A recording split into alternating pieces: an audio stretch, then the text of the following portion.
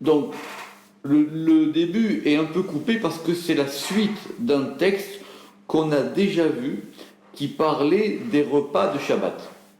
Donc, la première phrase, elle répond à un autre texte. Amar Rabbi Yossi, Vadai Karhu, Rabbi Yossi a dit, assurément, il en est ainsi. C'est une réponse à Rabbi Shimon bar Yochai.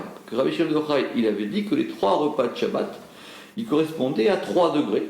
Et il y a une grande discussion dans le Zohar, et on va voir ça, sur comment ces repas fonctionnent, à quoi ils servent, et quel est leur rôle.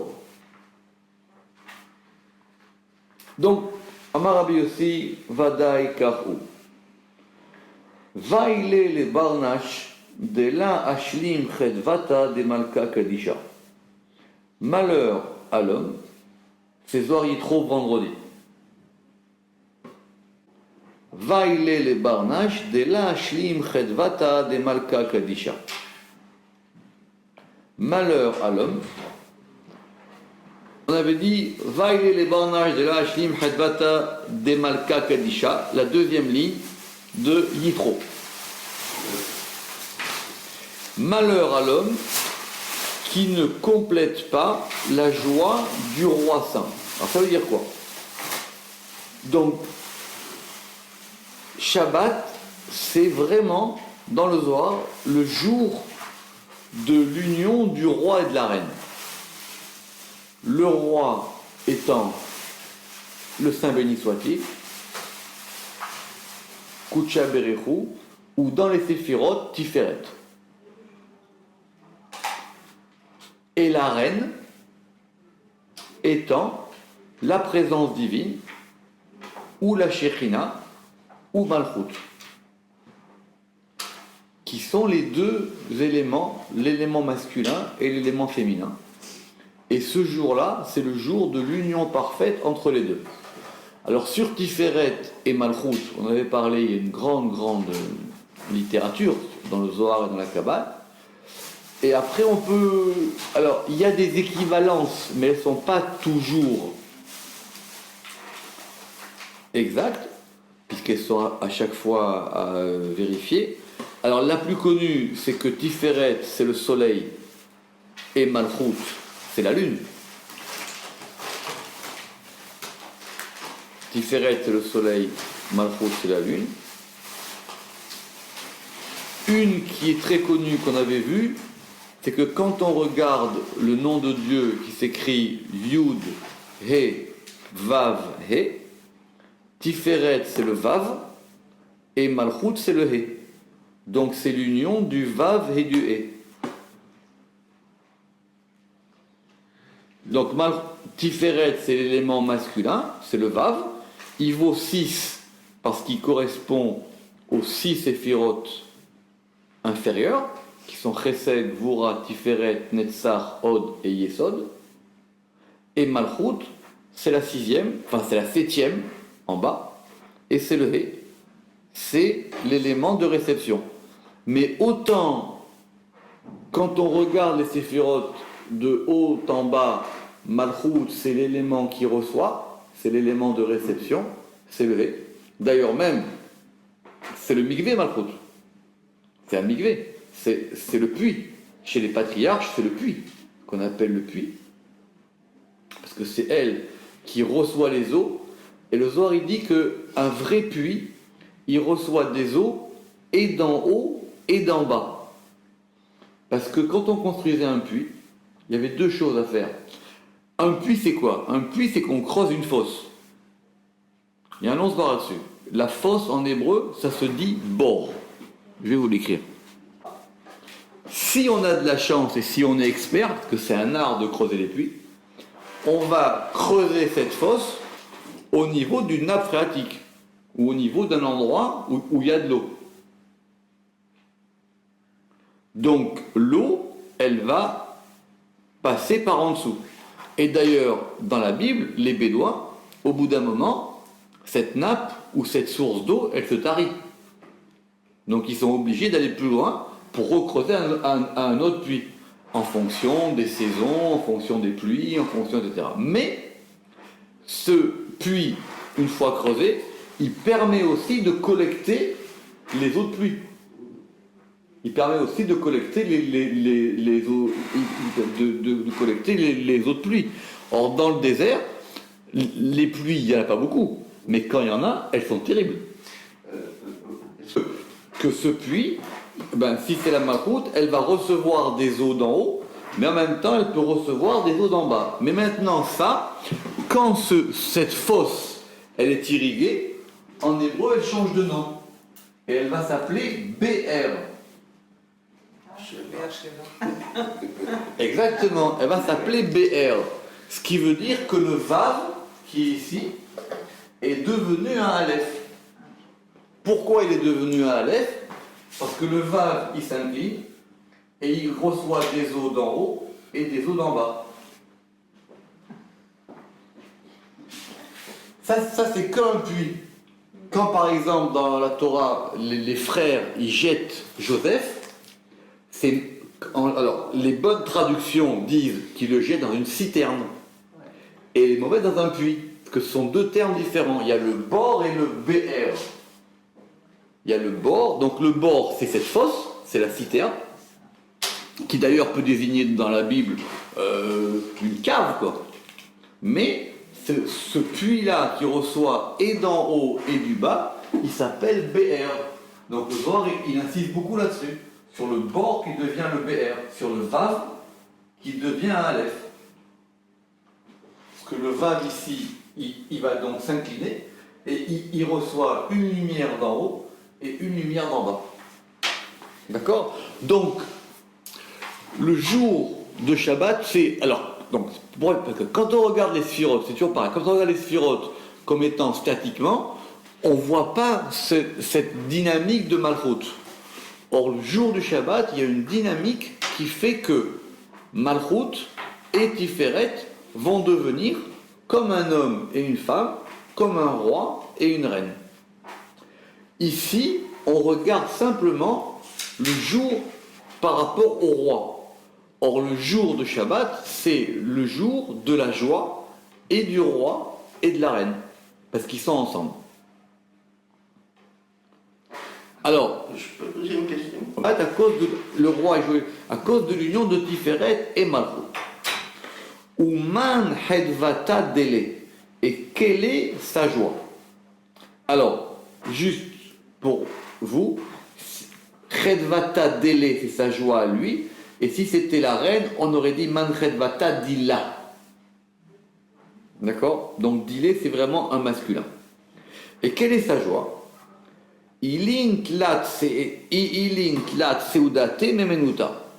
C'est 3 repas de la fidélité. C'est-à-dire ce sont les 3 repas de Shabbat qui sont les repas de la Malchut. Ce sont les repas de la Emouna. Donc dans le Zohar, c'est important cette histoire des 3 repas. D'abord, d'où ça vient ces 3 repas? Normalement, dans le décompte talmudique, il n'y a que 2 repas dans une journée. Il y a le repas du soir et le repas de la journée. Même il n'y avait pas de, et même s'il y a un petit déjeuner, le petit déjeuner il n'est pas considéré comme un repas. Donc il y avait le repas du soir, et vu que la journée c'est une nuit, enfin ça commence depuis le soir jusqu'au lendemain, il y avait 2 repas par jour. Shabbat, il y a un 3e repas. Ce qu'on va voir dans les 2 textes qu'on va voir de Yitro Mishpatim, on va parler de cet élément-là du 3e repas, du degré qui vient en plus. Alors, quand on a ce nombre 3, évidemment, ça nous dit beaucoup de choses, et ça amène beaucoup de choses, et ici, on va dire que ça s'appelle Seudate de Abraham, Yitzhak, ve Yaakov, donc les repas de Abraham, d'Isaac et de Jacob, qui sont les 3 patriarches, qui correspondent aux 3 séphirotes principales, c'est-à-dire les 3 séphirotes du bas principal, qui sont Chesed, Tiferet, enfin Chesed, Gevura et Tiferet. Abraham étant Chesed, Yitzhak étant Gevura et Yaakov étant Tiferet. Simplement... Yitzhak c'est Gevura? Oui, Yitzhak c'est Gevura. Quoi? Justement, on va revenir là-dessus. Yitzhak et Yaakov, Kelilan Behu, Kelilan Béou, totalisé en eux. Alors, dans la note 2, le Ramak ici, il va ramener que Yitzhak ici, il est lié à la Malchut par rapport à la Gevura. C'est là qu'effectivement, quand on passe du Zohar au Sifirot, que Ils ont dit que Yitzhak, il était dans le lit. normalement Yitzhak il est Gevura. Quand on regarde les Sifirot, on a Abraham, il est à droite, il est Chesed, Yitzhak, il est Gevura, il est à gauche, et Yaakov, il est Tiferet. Mais maintenant, évidemment, ça serait trop simple si ça pouvait s'appliquer toujours. Mais maintenant, ça ne fait pas non plus au hasard. Cet élément qui s'appelle la Malchut, comment il se constitue? Parce que nous, on voit les séphirotes comme étant quelque chose de posé. Mais les séphirotes, elles se constituent. C'est Keter qui va donner Chochma, qui va donner Bina. C'est ce qu'on appelle l'ordre de la Ishtalshelut, de l'enchaînement. Alors, il y a un enchaînement statique et il y a un enchaînement dynamique. D'ailleurs, c'est plus compliqué. L'enchaînement statique, c'est quand on va écrire les séphirotes sous forme de cercle concentrique. Quand on écrit les séphirotes sous forme de cercle concentrique, on va dire Keter donne Chochma, Chochma donne Bina, Bina donne Chesed, Chesed donne Gevura, Gevura donne Tiferet, Tiferet donne Netzar, Netzar donne Od, Od donne Yesod, et Yesod Mutation circulaire. donne Malchut. Mais ça va nous placer les séphirotes comme étant une suite. Comme étant une suite. Si maintenant on prend cet ordre-là, c'est très compliqué chez Cordovero parce qu'il veut comprendre toutes ces manières-là, on va écrire les séphirotes en les divisant maintenant en axes. Si on écrit les séphirotes en axes, on va avoir l'axe de droite, l'axe central et l'axe de gauche. Sur l'axe de droite, on va avoir Chochma, Chesed, Netzach. Sur l'axe de gauche, on aura Bina, Gevura, Od. Et sur l'axe central, on aura Keter, Tiferet, Yesod et Malchut. Très bien. La question, c'est comment on passe d'un axe à un autre axe. Parce que dans le premier axe, Chesed, il vient d'où? De Bina. Dans l'axe normal, quand on regarde l'axe Keter, quand on dit que Keter donne Chochma, Chochma donne Bina, Bina, elle donne Chesed. Or, dans le second axe, quelle est la séphira qui vient tout à fait, tout juste en dessous de Chesed? C'est Chochma. Donc, c'est très très compliqué de passer d'un élément à l'autre. Donc, il faut considérer que tous ces dessins qu'on a de séphirotes, c'était des aides-mémoires. C'était comme des aides-mémoires pour pouvoir voir ces éléments-là. Donc, Cordovero, dans le Pardes, il va attacher beaucoup d'importance à essayer de comprendre comment ça fonctionne. Juste pour vous donner un élément. Si on considère les séphirotes comme étant toutes, comme étant une ligne, c'est-à-dire qu'on va les dessiner comme ça. C'est pour ça qu'en général, on dessine de façon de cercle, ce qu'on appelle Yosher. Les séphirotes, c'est-à-dire de façon droite ou rectiligne. Yosher. Quand on écrit les séphirotes Yosher, on va avoir donc, je répète, Keter qui est la première, elle va donner Chochma, et Chochma va donner Bina. Et Bina va donner Chesed. On garde cet ordre-là. Très bien. Mais si maintenant on veut préciser, on va dire que Keter, c'est la première, c'est la plus haute. Donc elle est centrale. C'est le centre, c'est le haut. Maintenant, à partir de Keter, Keter, lui, va donner, on a dit, Chochma. Or, Chochma, maintenant, on le déplace à droite. Parce que Chochma, c'est du côté droit, et c'est l'élément qui va donner toute la ligne de droite.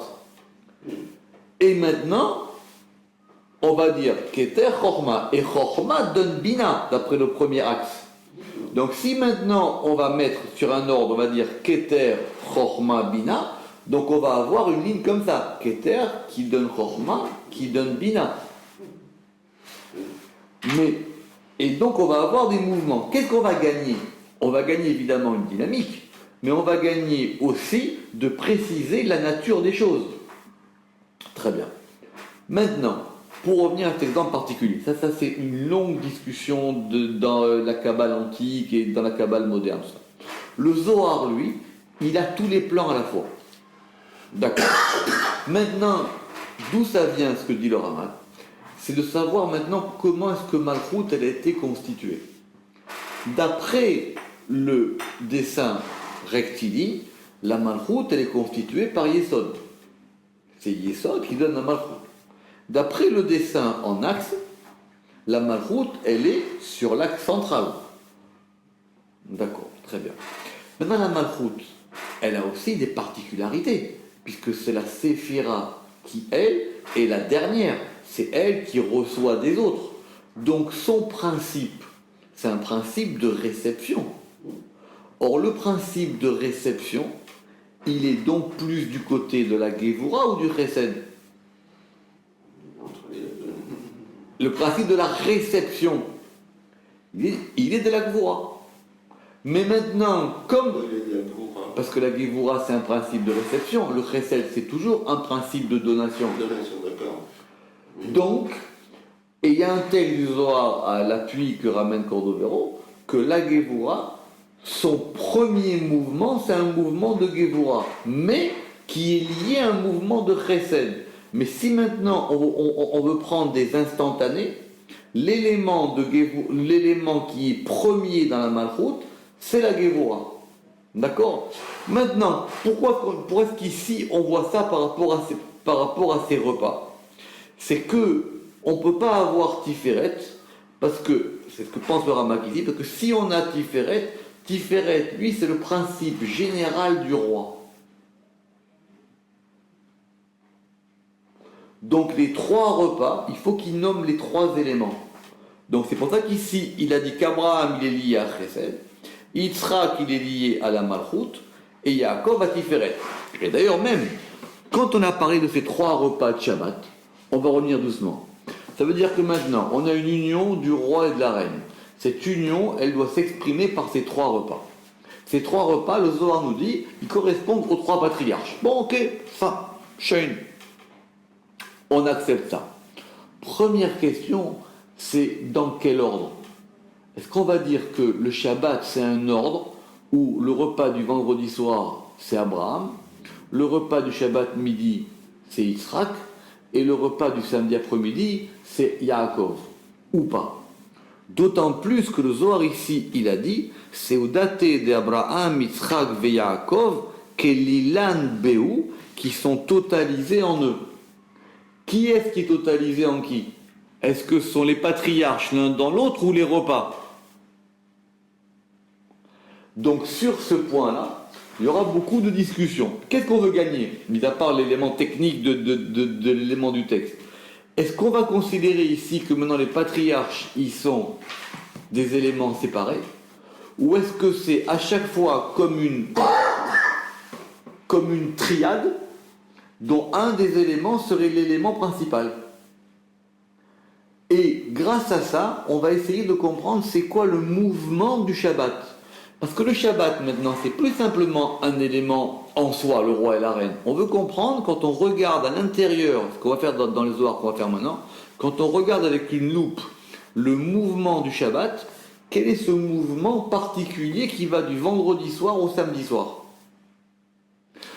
Le Ramak ici, il va dire que ça commence par Abraham, que Abraham, il est lié au repas du matin, que Yitzhak, il est lié au repas du soir, et Yaakov, il est lié au repas de l'après-midi. Donc ici, l'ordre, il est Yitzhak, Abraham, Yaakov. C'est un ordre différent. Mais les trois, ils viennent ensemble, ils sont ensemble, simplement à chaque fois, il y en a un qui prédomine. C'est-à-dire que c'est les trois patriarches en même temps, mais à chaque fois, c'est un côté qui prédomine. Donc maintenant, cet élément de la joie du roi, que le Zohar appelle, il va être irrigué par ces trois côtés. Vekuleu, et on continue, et tous, chedou al chedou, joie sur joie, mehemenuta shlimuta, une fidélité parfaite, mikol citrouille, de tous les côtés. Ça veut dire que tout est ensemble et tout maintenant va être dans un élément qui fait que ça va grandir. Le Shabbat, c'est un élément qui se grandit. Le Rama qui va poser une question dans la note 3, et c'est pour ça que je lis ce texte, il dit maintenant, quelle est la différence qu'il y a entre les fêtes et Shabbat? Parce que dans le calendrier juif, il y a quand même des fêtes. Alors, c'est vrai que Shabbat est la fête la plus importante.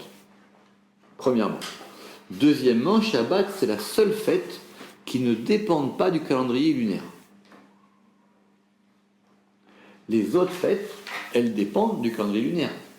Puisqu'elles dépendent, on les compte par rapport au jour du mois. Rosh Hashanah, c'est le premier jour.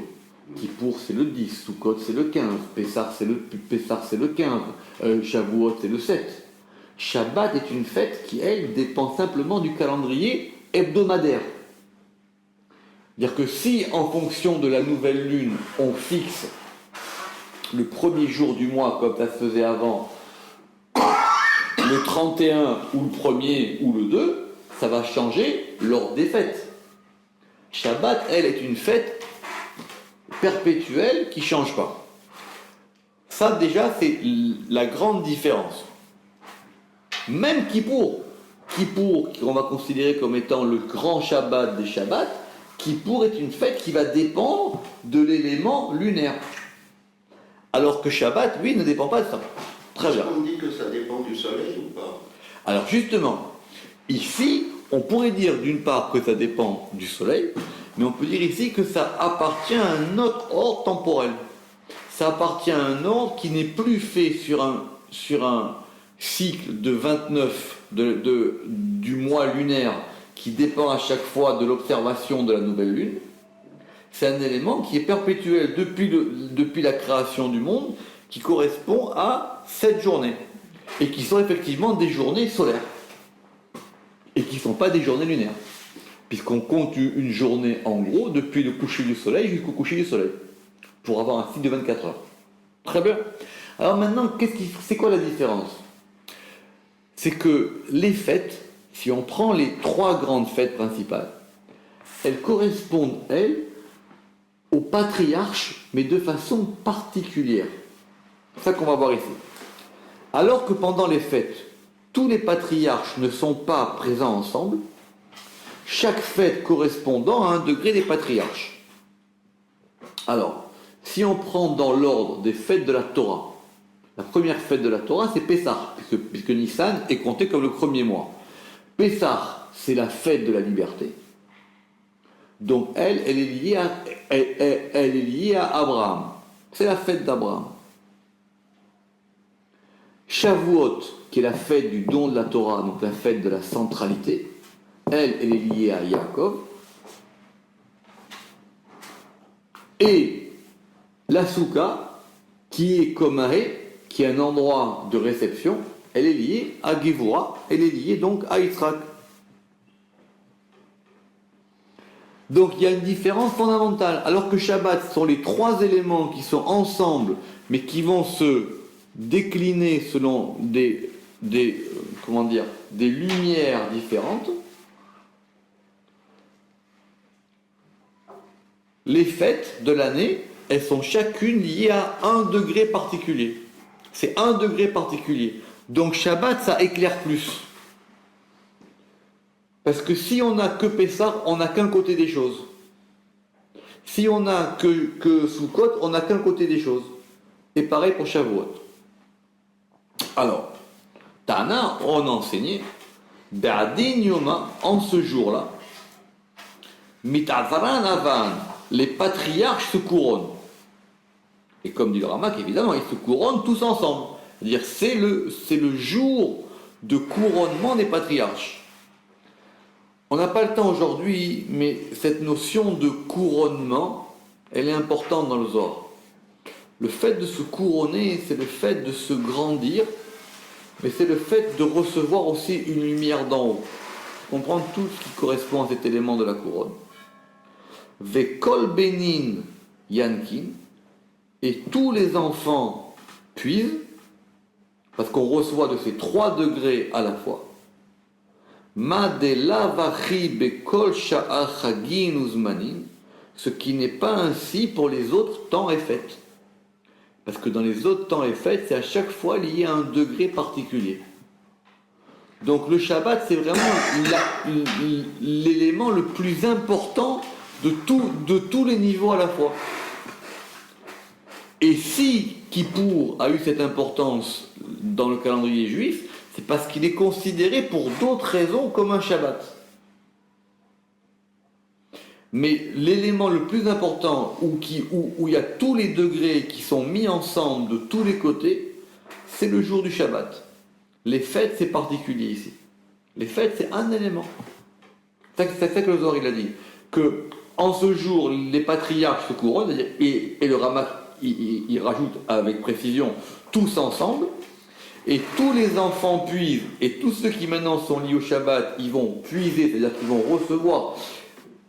Les Yannek, littéralement, c'est tété, comme on tète au sein de sa mère. D'accord? Alors, on avait déjà expliqué la dernière fois, et en ce jour, les mécréants du Gehinam se reposent. Parce que cet élément, il est en haut et en bas. Rama qui pose une question intéressante, il dit, mais alors, est-ce que pendant les fêtes, ils se reposent aussi? Alors il dit, oui, mais ce n'est pas le même degré de repos. Le degré de repos du Shabbat, il est plus important. C'est-à-dire que même en haut, il y a cet élément-là du repos du Shabbat. Ça veut dire que le Gehinam, il obéit, on avait déjà vu ça, il obéit à une loi qui correspond à cet élément d'en haut. Alors on va arriver à Kippour. Be'aden Yoma, en ce jour-là, Kol Dinin Itkafian, toutes les rigueurs, elles sont dominées.